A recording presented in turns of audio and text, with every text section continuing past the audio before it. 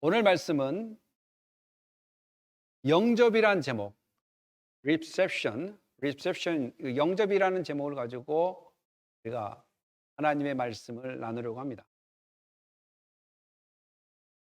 제가 미시간에서부터 버지니아로 이사 올 때 가장 먼저 해야 될 일이 무엇이었냐면 집을 얻는 것이었습니다.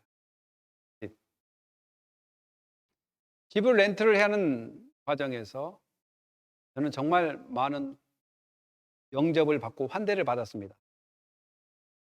왜냐하면 렌트를 소개하는 렌트업자들이 제가 집을 얻는다는 소리를 듣고 제가 집을 얻는다는 그 정보를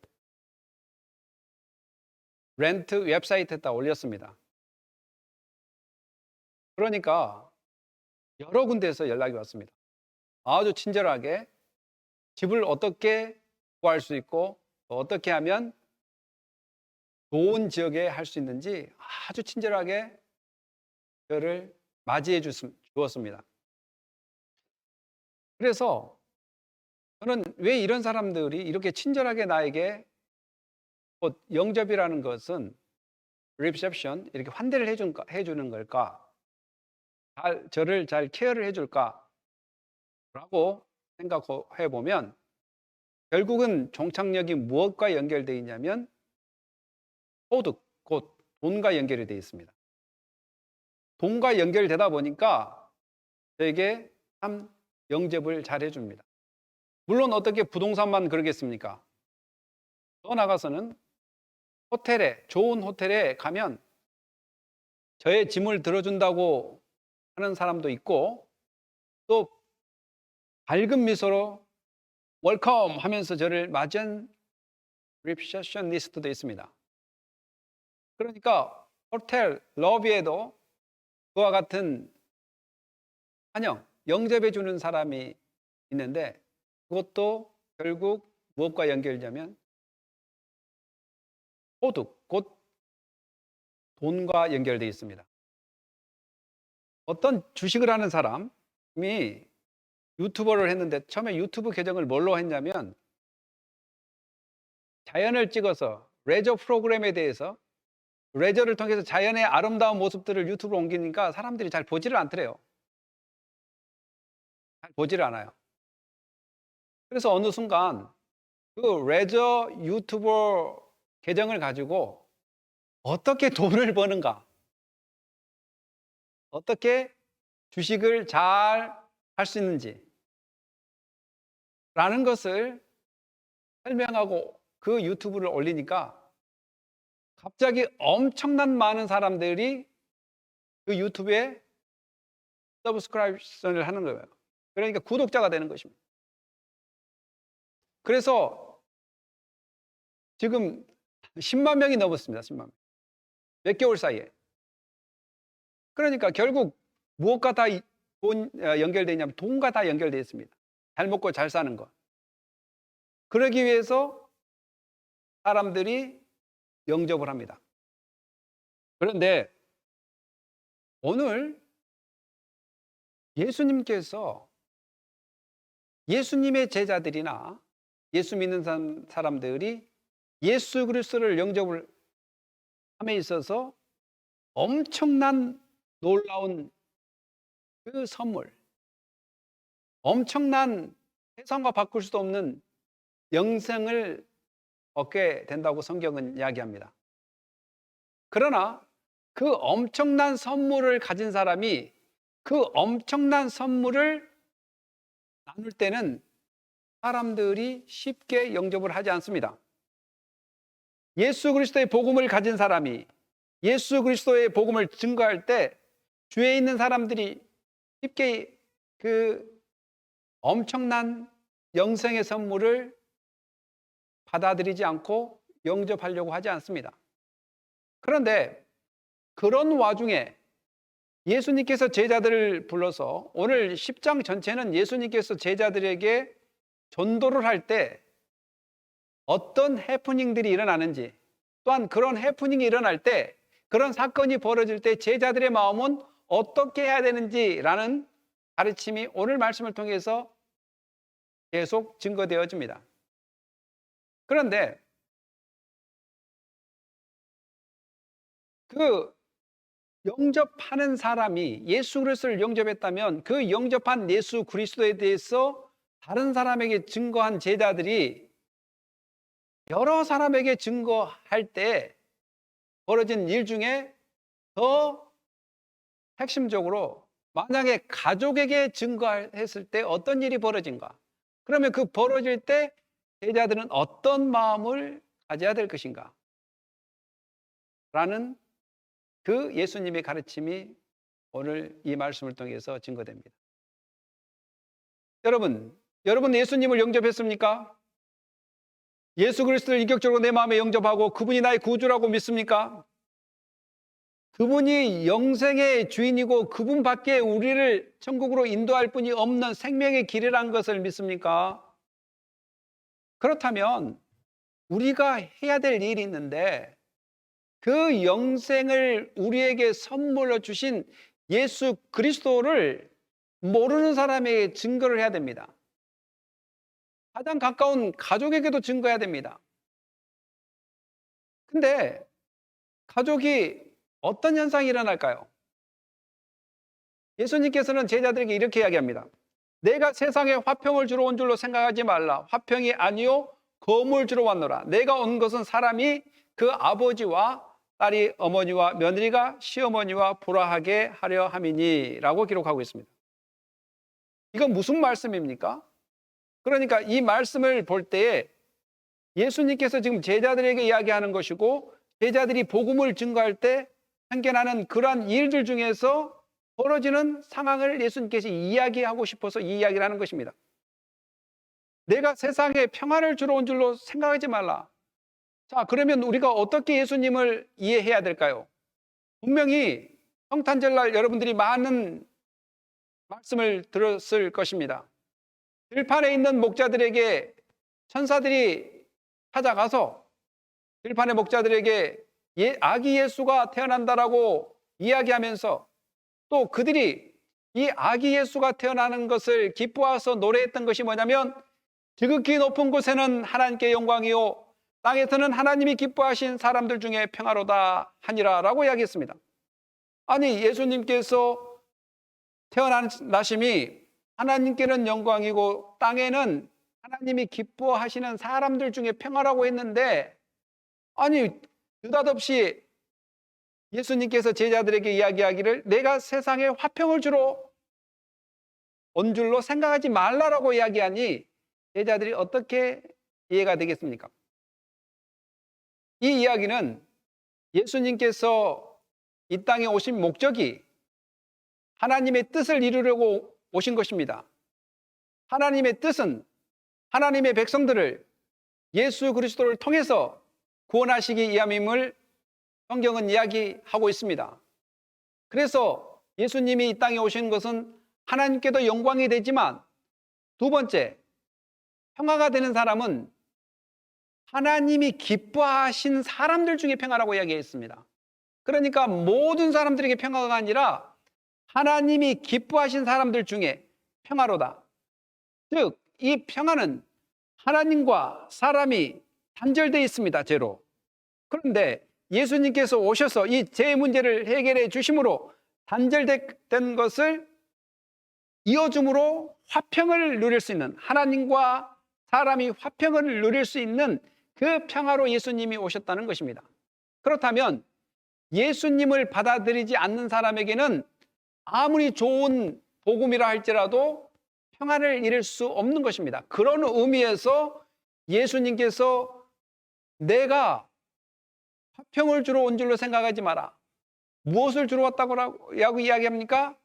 바로 검을 주러 왔다는 것입니다. 검은 성경에서 여러 가지 의미로 사용됩니다. 전쟁의 의미, 분쟁의 의미, 반대의 의미, 심판의 의미, 고통의 의미, 또한 사악한 말, 재앙, 더 나아가서는 하나님의 말씀도 검으로 표현될 때가 있습니다. 그런데 여기서 검은 뭐냐면 분쟁입니다. 분쟁. 왜 분쟁이 일어나냐? 가족 간에 왜 분쟁이 일어나냐? 바로 왕 대신 예수를 영접하냐, 영접하지 않느냐에 따라서 그의 사상과 방향과 목적이 달라지기 때문에 트러블이 일어날 수밖에 없다라는 것입니다. 그래서 예수 그리스도를 받아들인 사람에게는 평화가 되겠지만 예수 그리스도를 받아들이지 않는, 영접하지 않는 사람에게는 분쟁이 됩니다. 분쟁이. 이거는 가정이라고 외가 아닙니다. 친한 친구라고 외가 아닙니다. 잘 산다고, 또 못 산다고, 모든 사람들이 외에는 아닙니다. 예수를 믿을 때 화평을 누릴 수 있지만 예수를 믿지 않고 영접하지 않을 때 분쟁이 일어납니다. 어떤 분쟁이 일어납니까? 구체적으로 예수님은 제자들에게 아버지와 딸, 어머니와 며느리, 시어머니와 불화가 일어난다고 이야기합니다. 화평하지 못한다고 이야기합니다.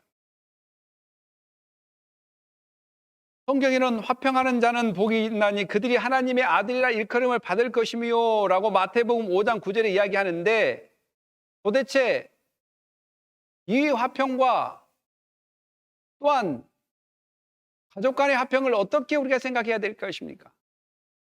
어떻게 생각해야 되겠습니까? 근본 우리는 화평을 원합니다. 그리고 예수 그리스도의 복음을 통해서 하나님과 화평이 이루어졌습니다.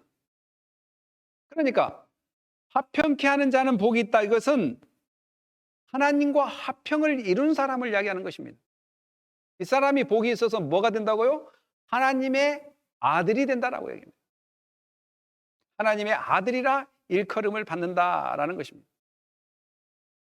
그러니까 사랑을 주고 또한 정을 줬는데 그 사랑과 정을 배반하고 외면하면 관계가 연결될 수 없는 거나 마찬가지입니다. 이건 가정이랄지 친구랄지 이웃이랄지 모두가 연결되어 있습니다. 그래서 예수님께서 원수가 너희 집안 식구라고 하고 있습니다. 여러분, 여기서 우리가 오해하지 말아야 될 것은 집안 식구가 다 원수는 아닙니다. 복음을 증거하다 보면 집안 식구들 중에 복음을 거부하고 복음 전하는 사람을 거부하고 영접하지 않는 사람이 때론 원수가 될 수 있다 이 말이지, 모든 복음을 증거하는 모든 사람들의 식구들이 원수가 된다는 이야기는 아닙니다. 그래서 아버지나 어머니를 나보다 더 사랑하느냐? 그러니까 우리가 형제 자매를 사랑해야 됩니다. 하나님을 사랑하고 이웃을 사랑하는 것은 예수님의 가르침입니다. 하나님을 사랑하고 이웃을 사랑하는 것은 근본 예수님의 가르치지만 거기에 뭐가 더 첨가가 되어 있냐면 더 사랑하느냐.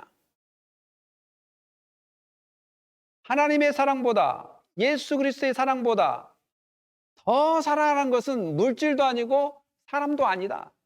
곧 우리에게 영생을 주시는 예수 그리스도가 돼야 된다. 그래서 복음을 증거하다가 그렇게 벌어지는 모든 일들이 벌어질 때 우선순위를 잡아야 됩니다. 바로 그 우선순위는 더 예수님을 사랑하는 쪽에다가 목적을 둬야 된다는 것입니다. 예수님께서 부모를 공경하지 마라고 이야기하는 것은 아닙니다. 가족을 사랑하지 마라라고 이야기하는 것이 아닙니다.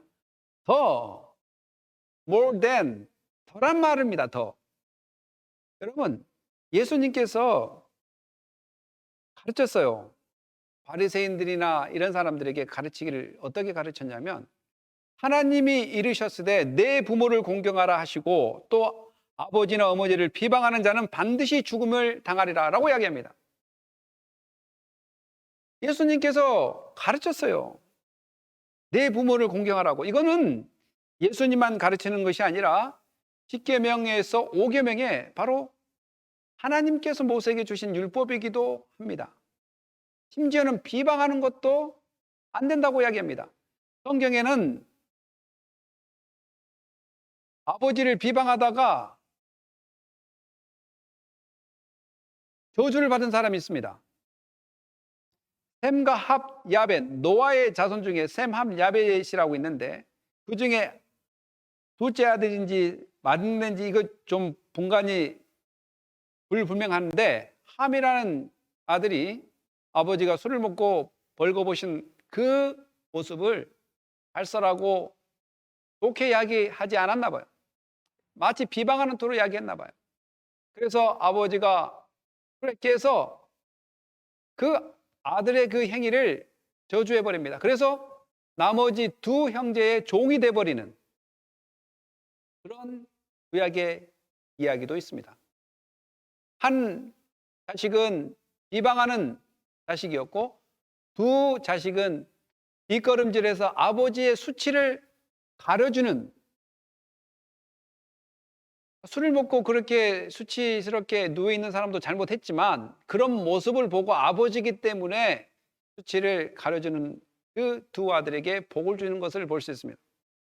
성경은 이렇게 분명히 부모를 공경하고 가족을 사랑해야 된다고 이야기하지만, 그러나 가족을 만드시고 부모를 주시고 또한 세상을 창조하는 하나님을 더 사랑해야 된다라는 그런 가르침, 곧 복음을 증거할 때 예수 그리스도의 복음을 영접하지 않고 또한 어게인스트 할 때, 여러분들을 대적할 때, 복음 증거하는 사람을 대적할 때, 가족으로부터 대적을 받을 때, 공격을 받을 때, 나 복음 증거하지 말아야 되겠다.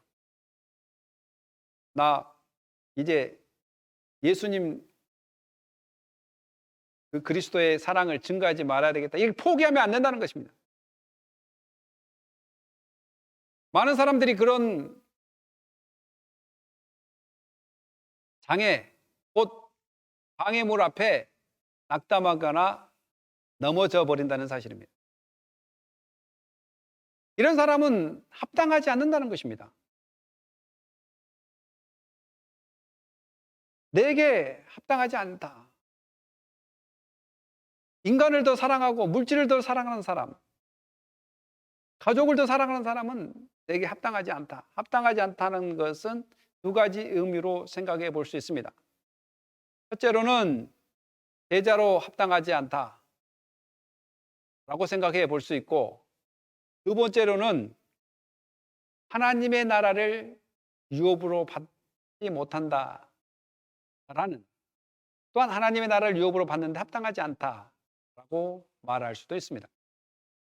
왜냐하면 예수님을 부끄럽게 생각하고 예수님을 자랑할 수 없다면 하나님도 너를 부끄럽게 여기고 너를 자랑스럽게 여기지 않겠다라고 성경은 이야기하고 있기 때문입니다. 제가 섬겼던 교회 중에 어떤 권사님은 주일날 자식들이 찾아오면 교회 예배 드릴 생각 자체를 안 해버려요. 왜냐하면 교회 예배 드리는 것보다 자식들을 더 대우해야 된다는 생각을 갖고 있습니다. 자식들에게 잘해야지만이 그래도 자식으로부터 용돈 한 입을 더 받을 수 있다는 생각을 가질 때도 있습니다. 그러니까 어떻게 보면 자식을 더 귀히 여기고 더 비율을 맞추기 위해서 예배, 하나님께 드려지는 예배를 무시하는 사람들도 제가 직접 봤습니다. 어떤 이유를 대도 자식보다는 하나님이 더 높아져야 되고 예수 그리스도를 더 높여 드려야 되는 것이 성경의 원리입니다.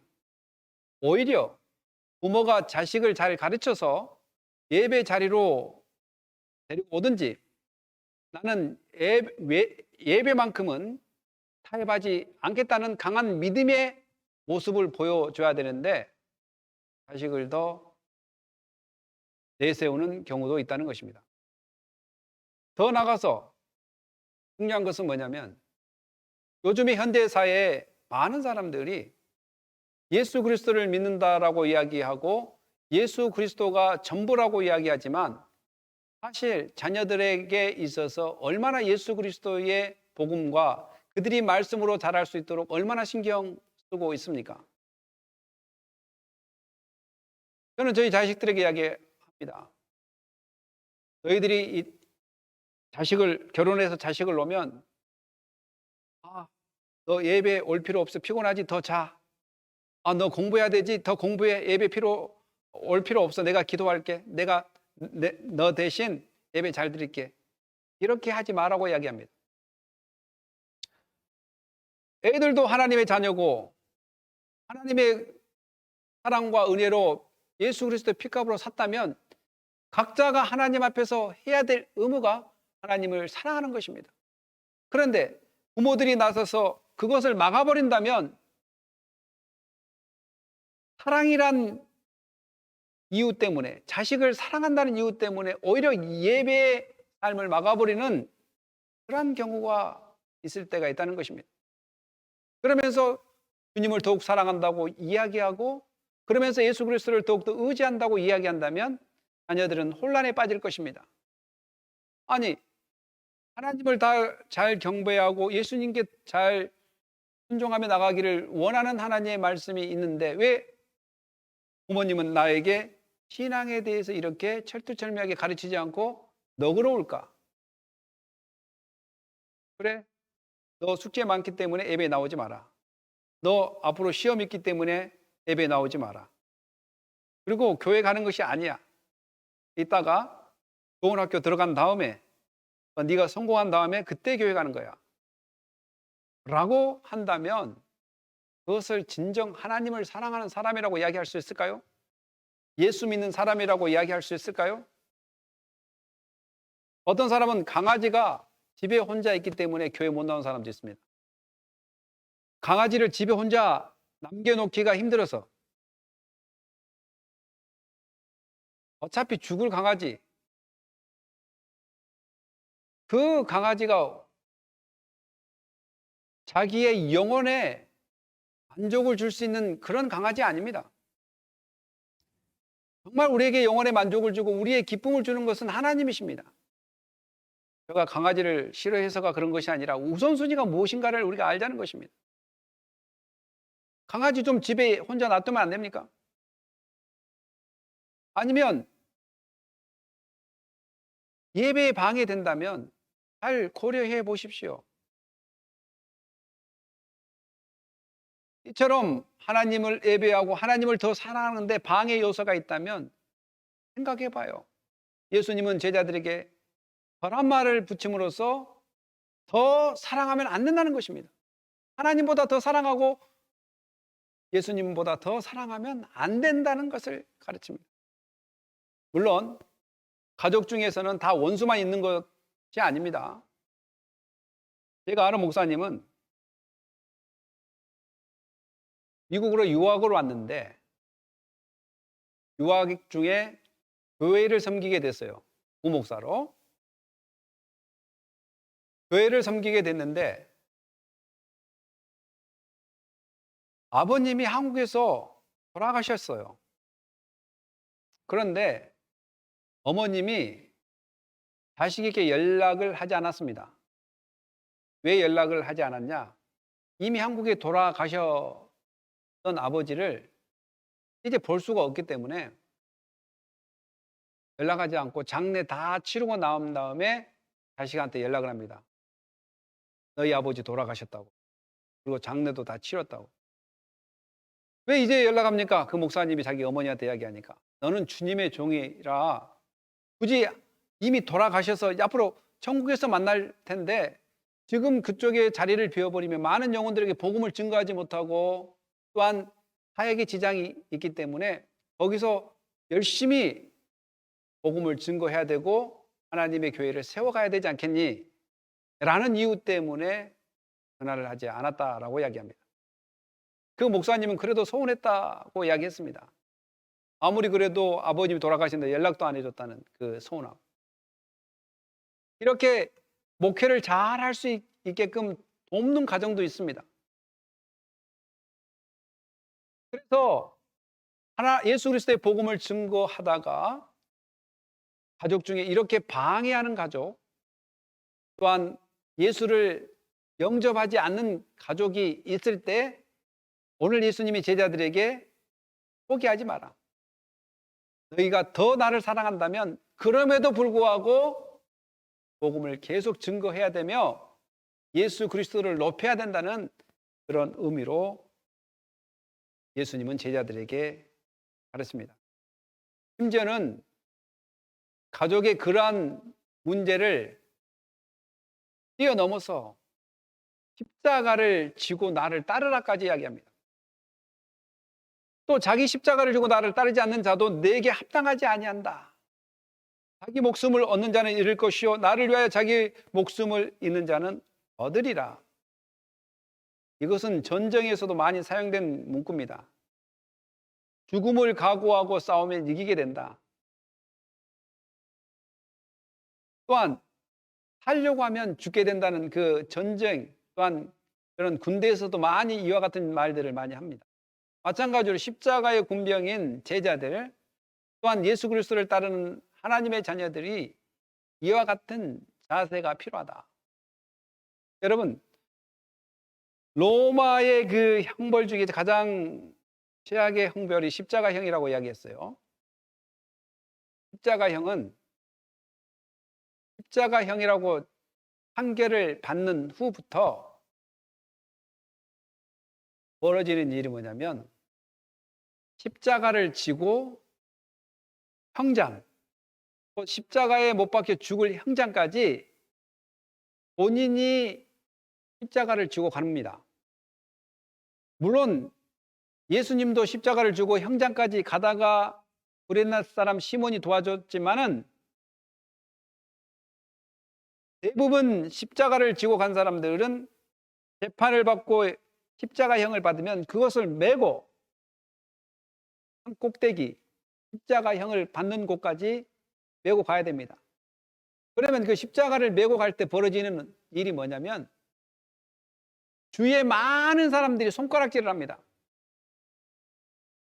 주위에 많은 사람들이 손가락질해요. 저놈은 죽을 놈이다. 저놈은 저주를 받은 놈이다. 저놈은 정말 큰 악을 저질렀고 우리에게 큰 손해를 끼친 놈이다. 이렇게 손가락질을 합니다. 그리고 심지어는 때리기까지 하고요. 심지어는 침을 뱉어서 모욕감을 주기도 하고요. 심지어는 물을 가지고 장난을 치기도 합니다.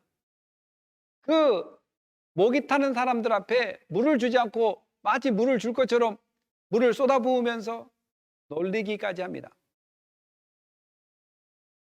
십자가를 지고 성난 군중들 사이로 지나갈 때 얼마나 모욕감이 들고 두렵겠습니까? 그러나 십자가형은 바로 그 절차가 필요합니다.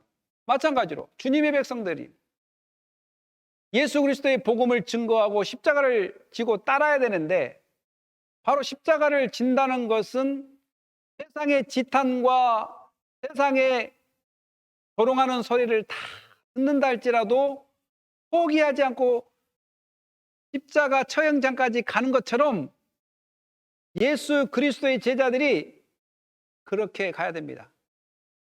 그래서 어떤 목사님은 십자가를 지고 가는 것은 돈이 되지 않고 쪽팔리고 아파도 못 간다라고 말할 수 없는 것이 십자가의 길이다.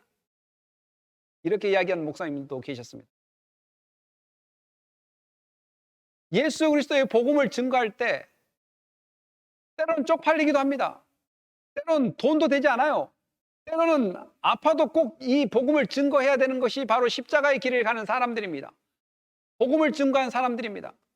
제가 아까 전자에 이야기했던 것처럼 돈이 되는 곳에 사람이 모인다고 이야기했습니다. 돈을 벌기 위해서 많은 사람들이 저를 환대할 수는 있지만은 막상 제가 돈 때문에 환대한 사람들에게 다시 다가가서 복음을 증거할 때 그 사람들은 피합니다. 합니다. 왜? 돈이 안 되기 때문에 그렇습니다.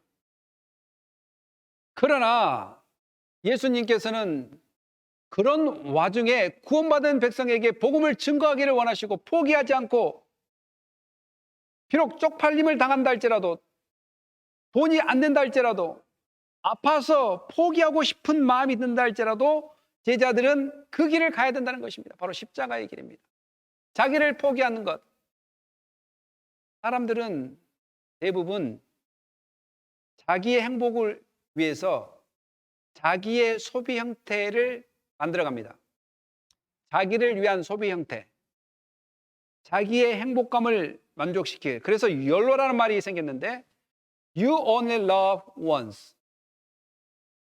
You only love once. 오직 자기의 만족감을 위해서, 자기의 행복을 위해서 소비를 일삼습니다.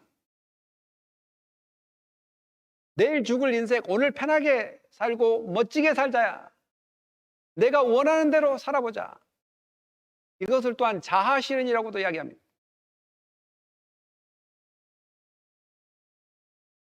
그렇기 때문에 십자가를 진다는 것은 쉬운 일이 아닙니다. 예수 믿는다고 한 사람들도 십자가 안 지려고 합니다.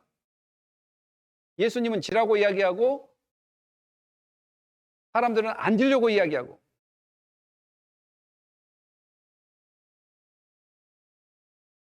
사랑하는 성도 여러분, 예수님이 얼마나 쪽팔렸겠습니까? 본인이 하나님이십니다. 본인이 죄가 없습니다. 본인이 능력자입니다. 본인이 권능자입니다. 길이요 진리요 생명입니다. 천국에 가는 통로입니다. 우리 인생을 살리는 능력의 구원자이십니다. 그런데 십자가의 그 쪽팔리다고 생각한 길, 사람들이 쪽팔리다고 생각한 그 길을 십자가를 지고 수영장으로 간 것처럼 오늘 예수 그리스도의 제자들도 그런 것이 필요하다는 것입니다. 처음에는 가족으로부터 손가락질을 당할 수 있습니다. 물론 모든 가족이 다 손가락질을 한단 말은 아닙니다. 그러나 가족으로부터 손가락질을 당할 수 있습니다. 그럴 때 포기하지 말고 예수 그리스도를 계속해서 증거해야 된다. 근데 이단들이 더 잘 사용합니다. 이단들이 이 말씀을 가지고 이단의 사상, 교주의 사상을 잘 증거합니다. 그러면서 교주의 사상을 증거하면 가정이 반대할 것이다. 이겨야 된다. 이렇게 또 사용합니다. 그런데 이단들은 이런 것들을 잘 사용해서 그 이단의 사상을 잘 버텨나가는데 왜 참 진리를 가진 예수 그리스도를 믿는 사람들은 이 진리에 관심이 없을까요? 물론 다 그러지는 않겠지만 예수 그리스도께서 우리에게 말씀하시는 복음을 증거하고 예수 그리스도가 진리고 생명이니 내가 영접했으면 또 이 복음을 영접할 수 있는 사람들에게 찾아가서 증거할 때 고통이 있고 어려움이 있다 할지라도 십자가의 길을 굳건히 가야 된다는 그런 진리. 더 나아가서는 그럴 때 벌어지는 이 고난과 고통을 이겨야 된다는 이 예수 그리스도의 가르침을 왜 기억하지 못하고 있느냐 이 말입니다. 사랑하는 성도분, 우리 모두에게 그런 은혜가 있기를 원합니다. 예수 그리스도의 복음을 증거하다가 어려움이 만나면 포기하지 않고 계속해서 증거하고 하늘의 소망을 삼고 하나님이 나와 함께 하심을 믿고 변함없이 예수 그리스도의 사랑을 증거해야 될 줄 믿습니다. 너를 영접하는 자는 나를 영접하는 것이요 나를 영접하는 자는 나를 보내신 이를 영접하는 것이니라 라고 예수님께서 제자들에게 가르칩니다. 너를 영접한, 곧 제자들을 영접하는 사람은 예수님을 영접하는 것이고 예수님을 영접하는 것은 곧 하나님을 영접하는 것이다 라는 그 과정인데요. 제자들이 뭐 잘났습니까? 제자들이 뭘 영접할 그러한 것들이 있겠습니까? 그러나 그 제자들을 영접한다는 이유는 제자들로부터 선포되는 말씀을 영접한다. 말씀을 영접하기 위해서는 들어야 됩니다. 듣기 위해서는 그 사람을 만나야 됩니다. 만날 때 영접을 해야 된다는 것입니다.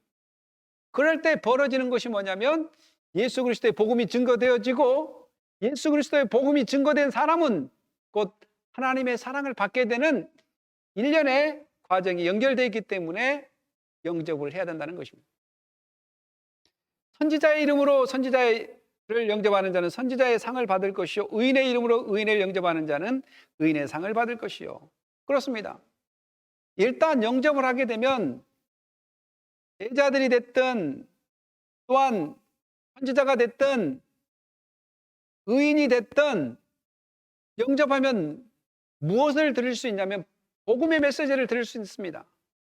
그들이 여러분을 찾아가는 것은, 그들이 사람들을 찾아가는 것은, 제자들이 사람을 찾아가는 것은 다른 것을 하려고 가는 것이 아니라 예수 그리스도의 복음을 증거하기 위해서 가는 거기 때문에 곧 그들을 영접한다는 것은 복음을 듣게 되는 것이고 복음을 듣는다는 것은 예수 그리스도의 복음을 믿게 되는 그런 놀라운 일이 벌어지기 때문에 곧 영생에 참여하는 그러한 은혜를 받게 되는 것입니다.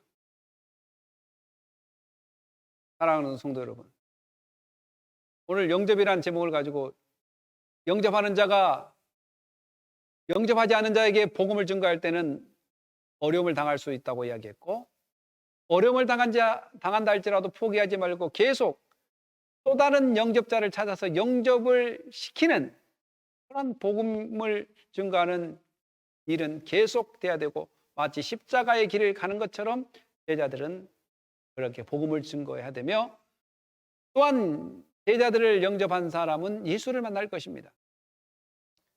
제자다라고 이야기하면서 예수 그리스도를 증거하지 않고 예수 그리스도의 복음을 증거하지 않고 다른 목적으로 온다면 영접하지 마십시오. 그러나 예수 그리스도의 복음을 증거하고 예수 그리스도의 사랑을 나누는 사람들에게는 영접하십시오. 곧 여러분들에게 유익이 찾아옵니다. 구약 성경 인물 중에 두 인물이 있는데 엘리야와 엘리사 두 선지자가 있습니다. 엘리야를 잘 영접했던 시돈의 사르밧 과부가 어려움에 처해 있었습니다. 어떤 어려움이 있었냐면 그가 이르되 당신의 하나님 여호와께서 살아계심을 두고 맹세하노니 나는 떡이 없고 다만 통에 가루 한 움큼과 등에 기름 조금뿐이라 내가 나뭇가지 둘을 주어다가 나와 내 아들을 위하여 음식을 만들어 먹고 그 후에는 죽으리라. 그러니까 가난해서 먹을 것이 풍족하지 않아서 그나마 조금 남아있는 것 가지고 아들하고 같이 떡 만들어서 먹고 죽으려고 작정했던 사람입니다.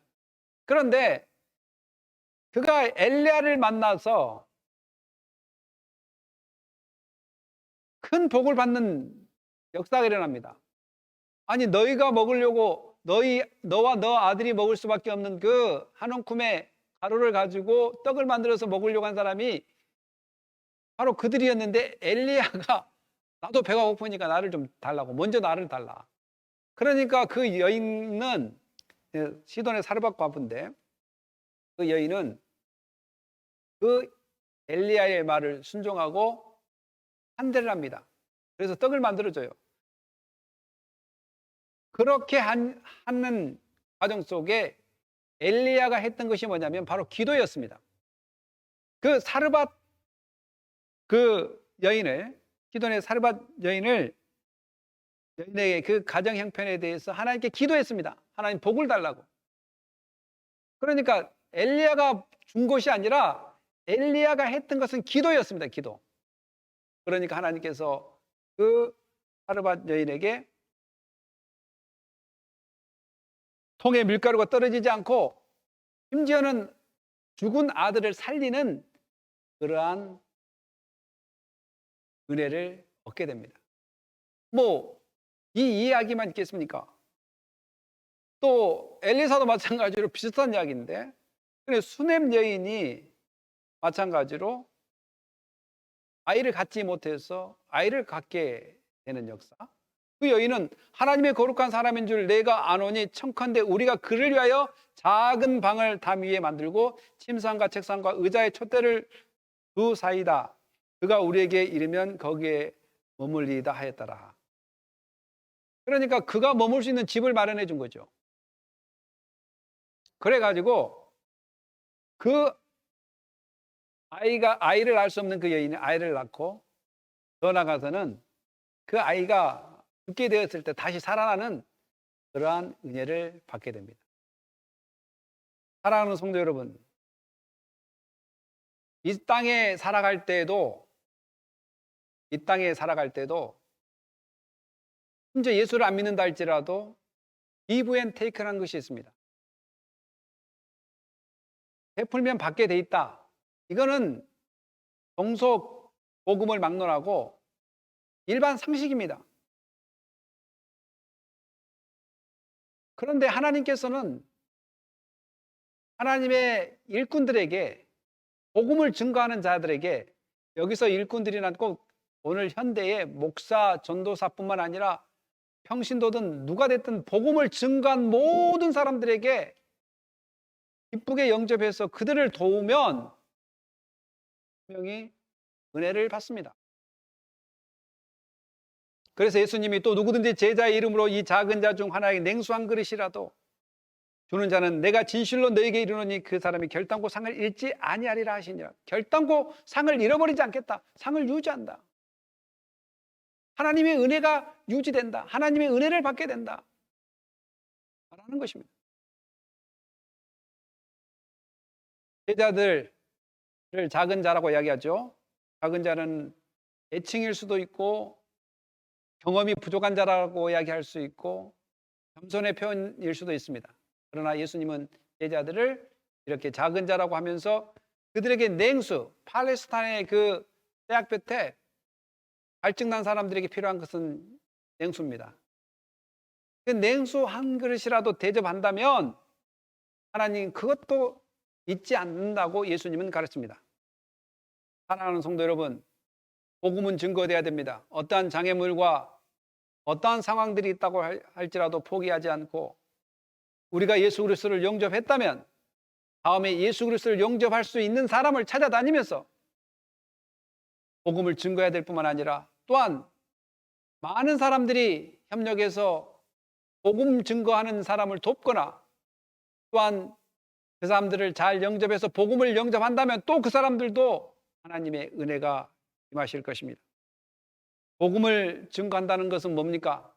바로 예수님께서 마태복음 11장 1절에 이야기한 것처럼 예수께서 12제자에게 명하기를 마치시고 이에 그들의 여러 동네에서 가르치시며 전도하시려고 거기를 떠나 가시니라.